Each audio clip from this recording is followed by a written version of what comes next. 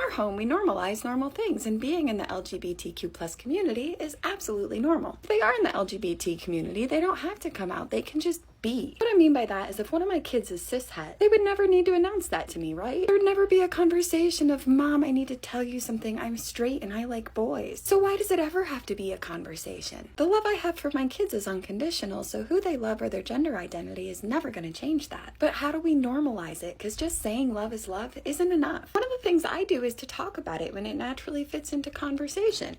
How does the LGBTQ community fit into conversation with young kids? Don't worry, I have examples. One time my 5-year-old said something along the lines of, oh, when boys and girls love each other, they can get married.